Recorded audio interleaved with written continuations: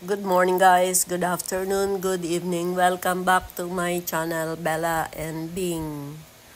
For today's video is mamamasyal tayo guys sa Metro Gate ng San Jose del Monte, Bulacan.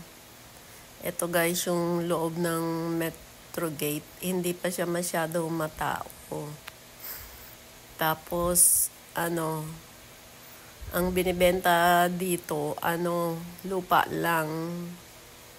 So, ikot-ikot tayo guys. Ayan yung nila.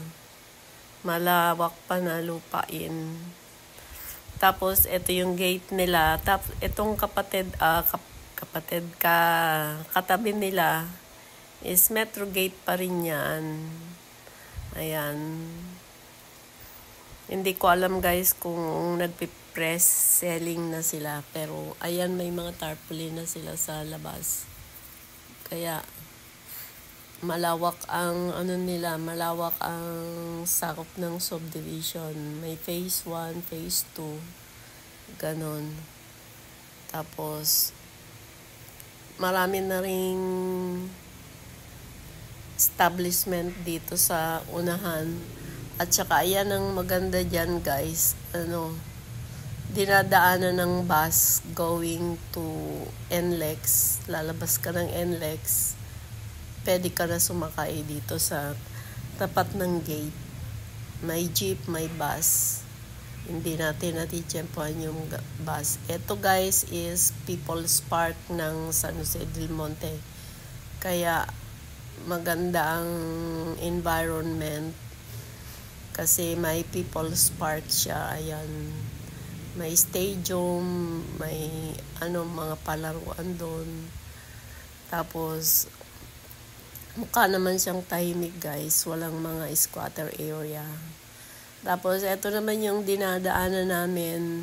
Part pa rin siya ng San Jose del Monte. Ayan, overlooking guys. Bangin na yan sa baba na yan, kaya may harang na orange.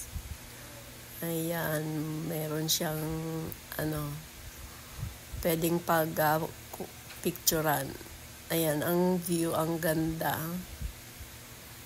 Tanaw din yung mga housing yung nasa baba na yan.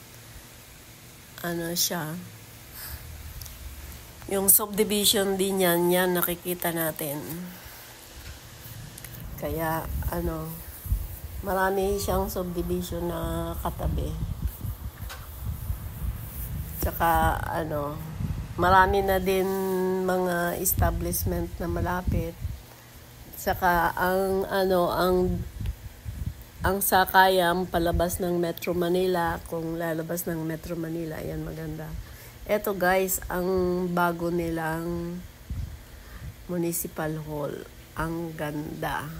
Thank you for watching and bye-bye.